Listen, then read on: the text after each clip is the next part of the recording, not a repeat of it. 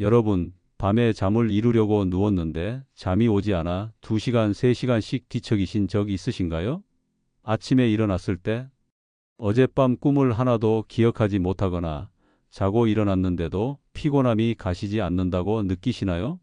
혹시 잠들기 전에 오늘도 또 못 자겠구나라는 불안감에 시달리신 적은 없으신가요? 이런 증상들을 그저 나이가 들어서 그런 거지라고 무심코 넘기셨다면 오늘 이 영상은 여러분의 생각을 완전히 바꿔놓을 것입니다. 사실 불면증은 단순한 불편함이 아닌 치매로 향하는 위험한 신호일 수 있습니다. 제 이름은 김재현입니다. 45년간 신경과 전문의로 일하며 수만 명의 노인 환자를 진료해 왔습니다. 제 진료실에서 매주 만나는 환자들 중 절반 이상이 잠을 잘 자지 못한다는 호소를 합니다. 처음에는 저도 이것을 노화의 자연스러운 과정이라 여겼습니다. 하지만 20년 전 제 아버지가 불면증으로 고생하시다가 5년 후 치매 진단을 받으셨을 때 저는 이 두 증상의 연관성에 의문을 갖기 시작했습니다. 그 후 수천 명의 환자 데이터를 분석하며 놀라운 패턴을 발견했습니다. 치매로 고통받는 환자 10명 중 7명이 그 증상이 나타나기 최소 5년 전부터 심각한 수면 장애를 겪고 있었던 것입니다. 놀랍게도 이 위험을 줄이는 방법은 비싼 약물이나 복잡한 치료가 아닙니다. 누구나 오늘 밤부터, 지금 이 순간부터 실천할 수 있는 간단한 수면 습관들입니다. 이 영상을 끝까지 시청하시면 여러분은 불면증이 치매 위험을 2배 이상 높인다는 충격적인 사실과 약 없이도 깊은 잠을 이루고 내 건강을 지키는 과학적으로 입증된 방법들을 알게 되실 겁니다. 더 이상 치매의 두려움 속에 밤을 지새우지 않아도 됩니다. 시작하기 전에 구독과 좋아요, 그리고 알림 설정 한 번씩 클릭해 주시면 건강한 노후를 위한 소중한 정보를 계속해서 받아보실 수 있습니다. 지금부터 여러분의 수면과 내 건강을 지킬 귀중한 비밀을 나누겠습니다. 7년 전 제 진료실을 찾아오신 78세 박영호 할아버지의 이야기를 들려드리고 싶습니다. 박 할아버지는 평생 머리 좋기로 소문난 중학교 수학 교사셨습니다. 퇴직 후에도 동네 아이들에게 수학을 가르치며 활기찬 노후를 보내고 계셨죠. 그런데 어느 날 박 할아버지가 제 진료실을 찾아오셨습니다. 표정이 어둡고 목소리에는 불안감이 가득했습니다. 선생님, 요즘 아내 이름이 가끔 생각나지 않아요. 50년을 함께 살았는데, 그리고 가르치던 수학 공식도 갑자기 기억이 안 나서 수업 중간에 멍해질 때가 있어요. 제가 혹시 치매가 시작된 걸까요? 진료를 하면서 알게 된 사실은 박 할아버지가 5년 전부터 심각한 불면증에 시달리고 있었다는 것입니다. 밤에는 2~3시간 이상 뒤척이다 잠들고 자다가도 3~4번씩 깨는 상태였습니다. 그냥 나이 든 사람은 다 그런 거 아닙니까? 젊었을 때처럼 푹 자기는 힘들다더라고요. 이것이 박 할아버지가 불면증을 그저 나이 탓으로 여기며 5년간 방치한 이유였습니다. 인지기능 검사 결과 박 할아버지는 경도인지장 예상태였습니다. 치매의 전 단계로 적절한 관리가 없으면 빠르게 치매로 진행될 수 있는 상태였죠. 뇌 스캔에서 더 충격적인 사실이 발견되었습니다. 박 할아버지의 뇌에는 치매의 원인이 되는 아밀로이드 베타 단백질이 정상인보다 30% 이상 많이 축적되어 있었습니다. 이것은 우연이 아닙니다. 우리 뇌는 깊은 잠을 자는 동안 글림프계라는 시스템을 통해 청소를 합니다. 마치 야간 청소부처럼 낮 동안 쌓인 독성 물질들, 특히 치매를 일으키는 아밀로이드 베타 단백질을 제거합니다. 하버드 대학의 최신 연구에 따르면 깊은 수면이 부족한 사람들은 이 청소 과정이 제대로 이루어지지 않아 아밀로이드 베타 축적이 최대 40%까지 증가할 수 있다고 합니다. 더 충격적인 연구 결과도 있습니다. 스탠포드 대학에서 65세 이상 노인 3,000명을 10년간 추적한 연구에서 만성적인 불면증이 있는 노인은 그렇지 않은 노인보다 치매 발병 위험이 2.4배나 높았습니다. 이것은 흡연보다도 더 강력한 치매의 위험 인자입니다. 박 할아버지에게 이 사실을 설명해 드리고 자연수면법을 시작했습니다. 3개월 후 그의 수면은 놀랍게 개선되었습니다. 취침 후 20분 안에 잠들고 중간에 깨는 횟수도 1회 이하로 줄었으며 총 수면 시간은 7시간으로 늘어났습니다. 1년 후 인지기능 검사를 다시 했을 때 놀라운 결과가 나왔습니다. 점수가 15% 향상되었고 특히 단기 기억력이 크게 개선되었습니다. 2년이 지난 후 박 할아버지는 이전보다 더 활기차게 수학 교실을 운영하고 계셨습니다. 그는 웃으며 이렇게 말씀하셨습니다. 선생님, 이제는 아내 이름뿐만 아니라 50년 전 대학 동기들 이름까지 모두 기억납니다. 그냥 잠이 안 오는 것이 치매의 시작일 줄 누가 알았겠어요? 좀 더 일찍 알았더라면. 지난 겨울 제 진료실을 찾아오신 75세 이화자 할머니의 이야기를 들려드리겠습니다. 이 할머니는 젊었을 때 봉제 공장을 운영하셨고 은퇴 후에는 취미로 퀼트 작업을 하며 손녀들에게 작품을 선물하는 것이 삶의 낙이었습니다. 그런데 최근 몇 달 동안 퀼트 작업을 하다 보면 자주 실수를 하게 되었고 간단한 패턴도 기억하기 어려워졌습니다. 더 놀라운 것은 평생 예쁜 손글씨로 유명했던 이 할머니가 최근에는 글씨를 삐뚤빼뚤 쓰게 되었다는 것입니다. 진료실에서 만난 이 할머니는 눈에 띄게 지쳐 보였습니다. 선생님, 요즘 밤에 잠이 안 와요. 젊었을 때는 베개에 머리만 대면 골아떨어졌는데 지금은 밤 11시부터 새벽 3시까지 천장만 바라보고 있어요. 그러다 겨우 잠들면 2시간 뒤에 또 깨버려요. 내가 왜 이렇게 변했을까요? 검사 결과 이 할머니는 수면 부족으로 인한 인지기능 저하 상태였습니다. 특히 주목할 점은 밤 수면 중 뇌파 검사에서 깊은 수면 서파 수면이 전체 수면의 3%에 불과했다는 것입니다. 정상적인 젊은 성인의 경우 이 비율이 20에서 25%인 것을 고려하면 극도로 낮은 수치였습니다. 이 현상의 원인은 바로 멜라토닌이라는 수면 호르몬의 감소에 있었습니다. 우리 몸에서는 해가 지면 자연스럽게 멜라토닌이 분비되어 졸음을 유발합니다. 그런데 나이가 들면 이 멜라토닌 생성량이 급격히 줄어듭니다. 연구에 따르면 60세 이후에는 젊었을 때의 20-30%만 분비된다고 합니다. 마치 수면을 돕는 약이 5분의 1로 줄어든 셈입니다. 이 할머니에게 멜라토닌 수치를 검사해 보니 젊은 성인의 15% 수준에 불과했습니다. 이 때문에 밤에 잠이 오지 않고 와도 깊은 잠을 이루지 못한 것입니다. 또 하나의 문제는 수면 구조의 변화였습니다. 젊었을 때는 밤 수면의 20%가 깊은 수면서파 수면이었다면 70세 이후에는 5% 미만으로 급감합니다. 그런데 이 깊은 수면이야말로 뇌 청소가 가장 활발하게 이루어지는 시간입니다. 이 할머니에게 멜라토닌 생성을 촉진하는 생활 습관을 알려드렸습니다. 매일 아침 일정한 시간에 일어나 햇빛을 쬐고 저녁에는 블루라이트를 피하며 일정한 시간에 잠자리에 드는 습관을 실천하도록 했습니다. 놀랍게도 3주 후 이 할머니는 눈에 띄게 달라진 모습으로 찾아오셨습니다. 표정이 밝아졌고 목소리에도 활기가 돌아왔습니다. 선생님, 믿기지 않아요. 이제는 밤 10시만 되면 눈이 저절로 감기고 아침까지 한 번도 안 깨고 자요. 그리고 아침에 일어나면 머리가 맑아요. 3개월 후 수면 다시 검사를 해보니 깊은 수면이 12%까지 증가했습니다. 인지기능 검사에서도 주의력과 작업 기억력이 크게 향상되었고 손글씨도 예전처럼 예쁘게 쓸 수 있게 되었습니다. 이 할머니는 지금 다시 복잡한 퀼트 작업을 하며 활기찬 노후를 즐기고 계십니다. 그녀는 최근에 손녀의 결혼식 선물로 아름다운 퀼트 이불을 완성했습니다. 젊었을 때는 돈 버느라 잠을 줄였는데 나이 들어서는 잠을 찾으려고 애쓰게 되네요. 이 비밀을 더 일찍 알았더라면 얼마나 좋았을까요? 수년 전 제 진료실을 찾아오신 78세 박명호 할아버지의 이야기는 지금도 제 가슴을 아프게 합니다. 박 할아버지는 30년간 초등학교 교장으로 일하시다 은퇴하신 분이었습니다. 그는 딸의 부축을 받으며 힘겹게 진료실에 들어오셨습니다.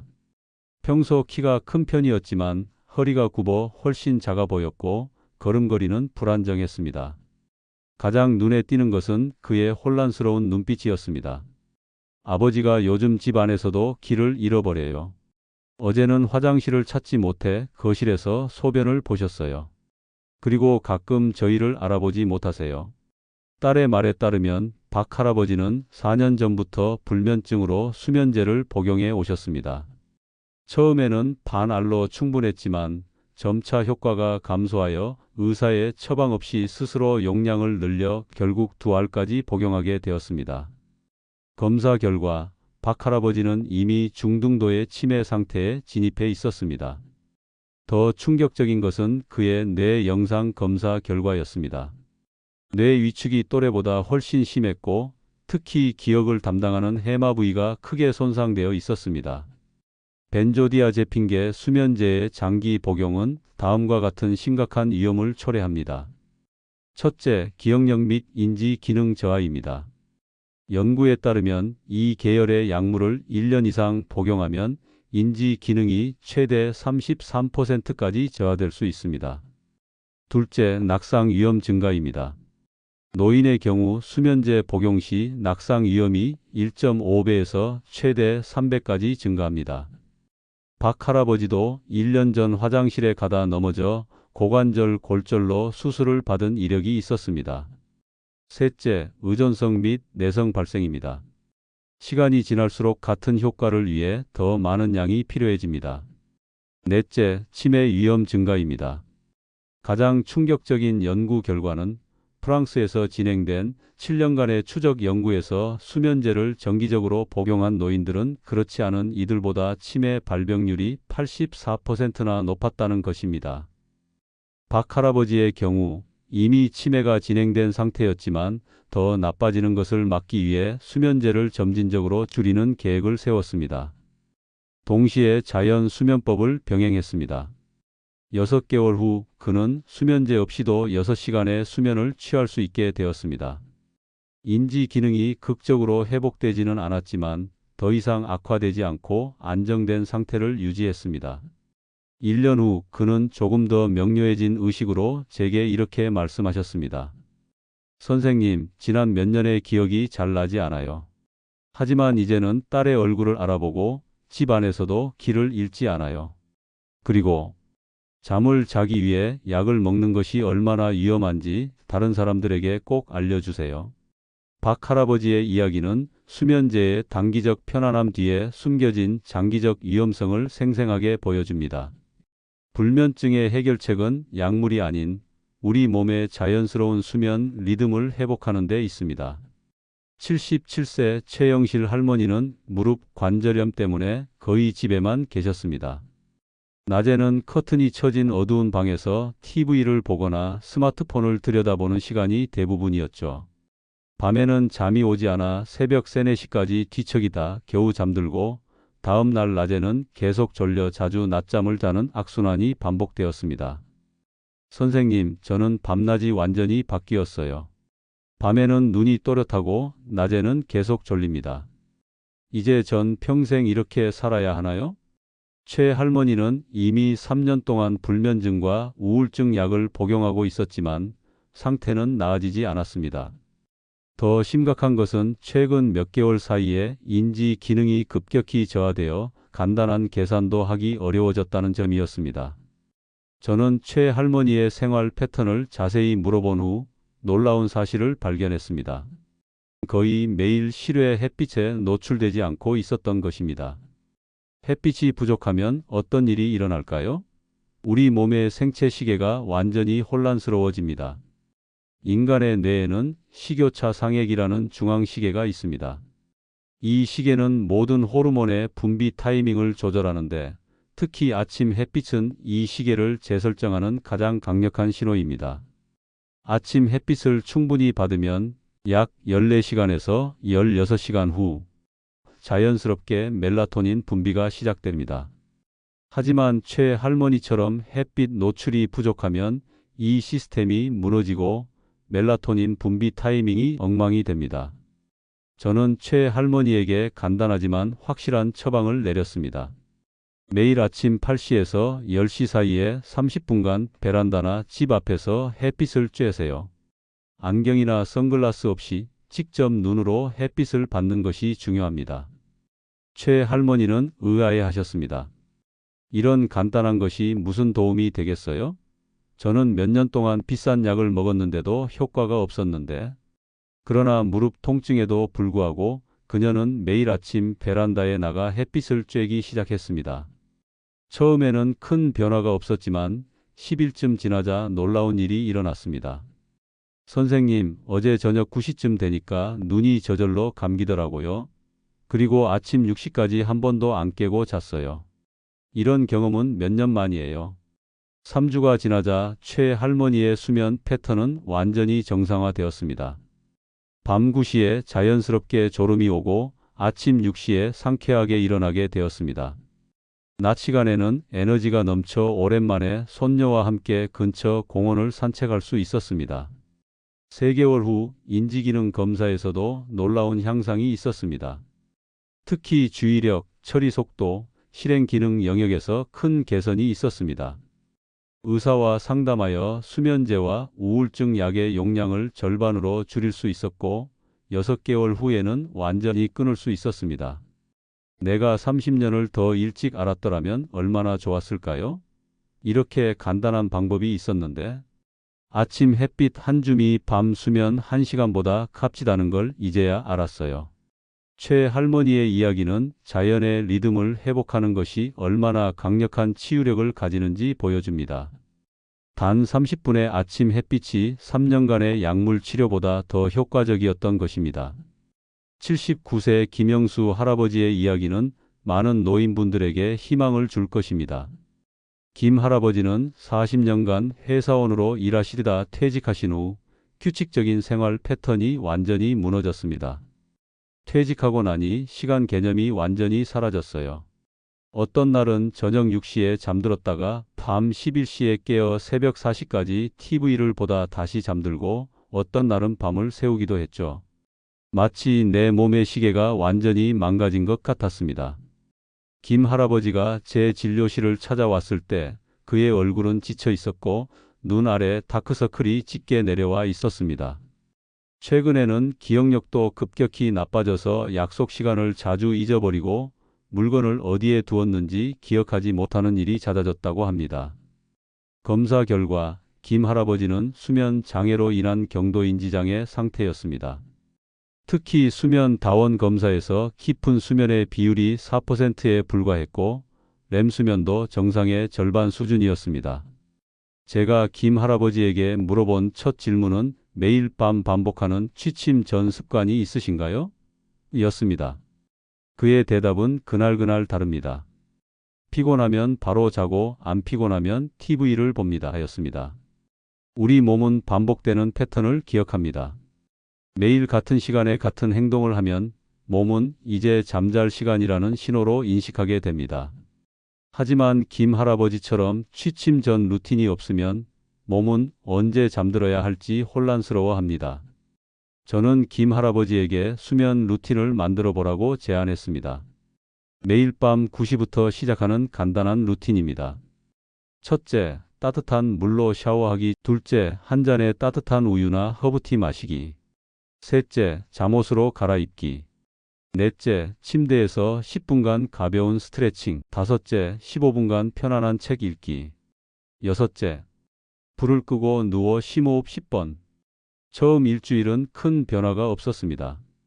김 할아버지는 이런 게 정말 효과가 있을까요? 라고 의심스러워했지만 꾸준히 실천해 보겠다고 약속하셨습니다. 둘째 주에 들어서면서 조금씩 몸이 반응하기 시작했습니다. 루틴을 마치고 불을 끄면 약 30분 안에 잠이 들기 시작했어요. 전에는 한두 시간이 걸렸는데 말이에요. 정말 놀라운 변화는 3주째에 찾아왔습니다. 김 할아버지는 흥분된 목소리로 제게 전화를 하셨습니다. 선생님, 믿기지 않는 일이 일어났어요. 어젯밤 루틴을 끝내고 침대에 누웠는데 불을 끄자마자 눈이 저절로 감기는 거예요. 마치 침대가 자석처럼 나를 끌어당기는 것 같았어요. 이런 경험은 수십 년 만이에요. 이런 현상이 일어난 이유는 무엇일까요? 체온 관리가 핵심입니다. 우리 몸은 체온이 약간 떨어질 때 졸음이 옵니다. 따뜻한 목욕이나 샤워를 하면 일시적으로 체온이 올라갔다가 30분 후부터 서서히 떨어지면서 자연스럽게 수면을 유도합니다. 또한 매일 같은 시간에 같은 행동을 반복하면 우리 몸은 조건화됩니다. 파블로프의 개가 종소리에 침을 흘렸듯 우리 뇌도 수면 루틴의 졸음으로 반응하게 되는 것입니다. 5주 후 김 할아버지의 수면 다원 검사를 다시 해보니 깊은 수면의 비율이 4%에서 15%로 크게 증가했습니다. 렘 수면도 정상치에 가깝게 회복되었습니다. 김 할아버지는 머릿속 안개가 거친 느낌이라며 기억력과 집중력이 눈에 띄게 좋아졌다고 말씀하셨습니다. 이제 그는 약속 시간을 정확히 기억하고 물건을 어디에 두었는지도 잘 기억해냅니다. 선생님, 정말 마법 같은 일이에요. 그냥 매일 밤 같은 루틴을 지켰을 뿐인데 내 몸과 뇌가 완전히 달라졌어요. 이제는 손자들과 체스를 둘 때도 전략을 기억하고 앞으로 여러 수를 내다볼 수 있게 되었어요. 김 할아버지는 지금 매일 밤 10시 30분에 잠들어 아침 6시까지 쉬지 않고 자고 있습니다. 그의 아내는 영수 씨가 완전히 다른 사람이 된 것 같아요. 더 활기차고 긍정적이고 무엇보다 기억력이 좋아져서 대화가 더 즐거워졌어요 라고 말씀하십니다. 김 할아버지의 이야기는 우리 몸의 리듬을 존중하고 일관된 패턴을 만들어주는 것이 얼마나 큰 변화를 가져올 수 있는지 생생하게 보여줍니다. 수면제 없이도 그저 몸에 이제 잠잘 시간이라는 신호를 일관되게 주는 것만으로도 수면의 질을 근본적으로 개선할 수 있는 것입니다. 74세 박정희 할머니는 20년간 초등학교 교사로 일하다 은퇴하셨습니다. 활발하고 계획적인 성격에 그녀는 항상 10걸음 앞서 생각하는 습관이 있었습니다. 그러나 은퇴 후 이런 성격은 오히려 불면증으로 이어졌습니다. 밤에 침대에 누우면 머릿속에 온갖 생각이 폭포수처럼 쏟아졌습니다. 머릿속에서 생각이 자꾸 맴돌아요. 내일 병원 가기 전에 장 봐야지. 손녀 생일 선물은 뭘 사지? 아들이 직장에서 잘 지내고 있을까? 젊었을 때 저 결정을 다르게 했더라면. 박 할머니는 처음에는 이를 대수롭지 않게 여겼습니다. 하지만 시간이 지날수록 잠들기가 더욱 어려워졌고 밤에 누워있는 시간이 공포가 되기 시작했습니다. 밤이 되면 침대가 전쟁터 같아요. 매일 밤 싸움을 하는데 계속 지고 있는 기분이에요. 수면 부족은 그녀의 일상에도 큰 영향을 미쳤습니다. 평소 손재주가 좋아 뜨개질을 즐기던 그녀는 집중력이 떨어져 간단한 패턴조차 자주 실수했습니다. 더 심각한 것은 평소 온화하던 성격이 짜증스럽고 예민하게 변했다는 점이었습니다. 손녀가 할머니가 요즘 무섭다고 하더라고요. 그 말을 듣고 정말 가슴이 아팠어요. 검사 결과 박 할머니는 만성 불면증과 함께 불안 증세가 있었습니다. 수면 중 뇌파 검사에서는 침대에 누워있는 시간은 8시간이지만 실제 수면 시간은 4시간 30분에 불과했고 그마저도 매우 얕은 수면이었습니다.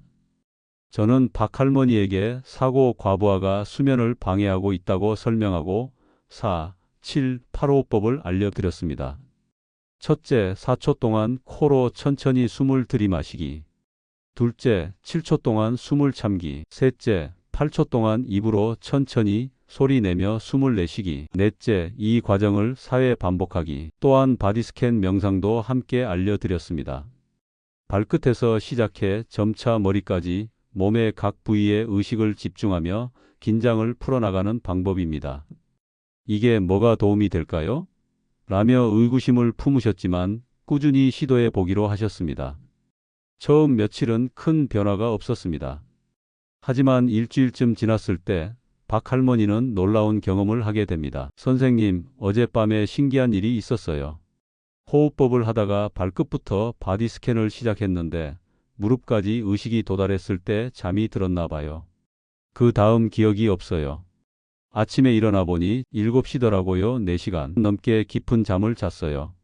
뇌과학적으로 명상과 호흡법은 뇌의 전두엽 활동을 안정시키고 부교감 신경계를 활성화시켜 휴식, 소화 모드로 전환시킵니다. 이는 수면 호르몬 분비를 촉진하고 스트레스 호르몬 코르티솔을 감소시킵니다. 2주가 지나자 박 할머니는 매일 밤 호흡법과 바디 스캔을 실천하셨고 놀라운 변화가 찾아왔습니다. 이제는 4, 7, 8호흡을 시작하면 몸이 점점 무거워지는 느낌이 들어요. 복잡한 생각들이 마치 구름처럼 흘러가는 것을 지켜보면 어느새 의식이 가볍게 떠다자가 잠에 빠져들어요. 한 개월 후 박 할머니는 침대에 누우면 15분 안에 잠들 수 있게 되었고 밤중에 깨는 횟수도 1회 이하로 줄었습니다. 수면의 질도 크게 향상되어 깊은 수면의 비율이 처음보다 3배 가까이 증가했습니다. 가장 큰 변화는 그녀의 일상이었습니다. 다시 뜨개질을 즐기기 시작했고 성격도 예전의 온화함을 되찾았습니다. 손녀와의 관계도 다시 가까워졌습니다. 손녀가 요즘 할머니가 옛날 할머니로 돌아왔다고 좋아해요. 그 말이 얼마나 기쁜지 몰라요. 6개월 후 인지 검사에서 박 할머니의 기억력과 집중력은 크게 향상되었습니다. 그녀는 이제 지역 노인복지관에서 뜨개질을 가르치는 자원봉사를 시작했고 매주 손녀와 함께 공원을 산책하며 활기찬 노후를 보내고 있습니다. 잠들기가 두렵지 않게 되니 인생이 달라졌어요. 이제는 밤이 오는 것이 기다려질 정도예요. 내 마음을 잠재우는 방법을 알게 되어 너무 감사해요. 박 할머니의 이야기는 과도한 사고와 불안이 수면을 방해하는 현대인들에게 큰 울림을 줍니다. 우리의 뇌는 때로는 너무 많이 생각하고 그것이 수면을 방해합니다. 명상과 호흡법은 이런 과잉 활성화된 뇌를 진정시키는 자연스러운 방법입니다. 72세 이종철 할아버지는 평생 커피를 즐겨 오셨고 은퇴 후에는 하루 4-5잔씩 마시는 습관이 생겼습니다. 젊었을 때는 커피를 마셔도 잠에 전혀 영향이 없었기에 저녁 7시에 마시는 커피 한 잔이 문제가 될 거라고는 전혀 생각지 못했습니다. 젊었을 때는 저녁에 커피를 마셔도 바로 잠들었어요. 그런데 요즘은 밤마다 2-3시간을 뒤척이고 겨우 잠들어도 한밤중에 2-3번씩 깨요. 아침에는 완전히 녹초가 되죠. 이 할아버지의 문제는 커피만이 아니었습니다. 그는 취침 1시간 전에 간식으로 달콤한 과자나 아이스크림을 즐기는 습관이 있었습니다. 단 것을 먹으면 마음이 편안해져서 잠이 잘 올 것 같았어요. 그러나 현실은 정반대였습니다. 검사 결과 이 할아버지는 수면 장애로 인한 인지기능 저하 상태였습니다. 특히 집중력과 단기 기억력이 또래보다 크게 떨어져 있었습니다. 가장 충격적인 사실은 노년기에는 카페인의 반감기가 연장된다는 것입니다. 젊었을 때는 카페인이 몸에서 반으로 줄어드는데 6시간이 걸렸다면 70대에는 최대 10시간에서 12시간까지 소요될 수 있습니다. 즉, 오후 2시에 마신 커피가 밤 12시까지도 깨어있게 만들 수 있는 것입니다. 이 할아버지의 저녁 7시 커피는 사실상 밤새 잠을 방해하고 있었던 것이죠. 당분이 높은 식품도 문제였습니다. 취침 전단 음식은 혈당을 급격히 올린 후 수면 중 급락시켜 깊은 잠을 방해합니다. 혈당이 떨어지면 뇌는 위험 신호로 인식해 각성 상태로 전환되기 때문입니다. 저는 이 할아버지에게 다음과 같은 식습관 변화를 제안했습니다. 첫째, 오후 12시 이후 카페인 섭취 중단 커피, 녹차, 콜라, 초콜릿 포함. 둘째, 저녁 식사는 취침 3시간 전에 가볍게 마치기. 셋째, 취침 전 간식은 우유, 바나나 등 트립토판이 풍부한 식품으로 대체. 넷째, 저녁에는 카모마일, 라벤더 등 수면에 도움이 되는 허브티 마시기. 이 할아버지는 처음에 의심스러워했습니다. 평생 마시던 커피를 갑자기 끊는다고 잠이 잘 올까요? 그러나 놀랍게도 커피를 오후에 마시지 않기 시작한 지 일주일 만에 수면의 질이 눈에 띄게 향상되었습니다. 취침 후 30분 이내에 잠들 수 있게 되었고 중간에 깨는 횟수도 크게 줄었습니다. 선생님, 정말 놀라워요. 오후에 커피를 안 마시니 밤에 더 잘 자게 되었어요. 그리고 저녁에 단 것 대신 따뜻한 우유를 마시니 몸이 정말 편안해져요. 한 달 후 수면 다원 검사 결과 이 할아버지의 깊은 수면 시간이 2배로 늘어났습니다.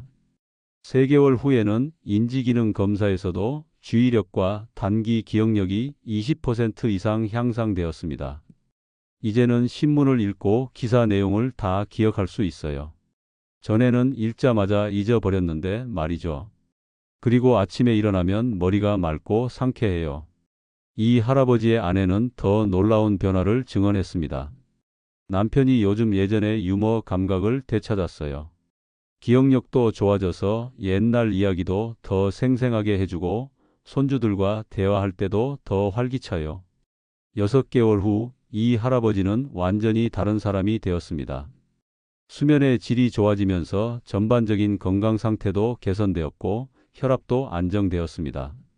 이제는 아침마다 동네 공원을 산책하고 주 2회 노인대학에서 역사 수업을 듣는 등 활기찬 노후를 즐기고 있습니다. 커피 한 잔이 내 인생을 이렇게 바꿀 줄 몰랐어요. 이 간단한 변화가 내 남은 삶의 질을 완전히 달라지게 했습니다.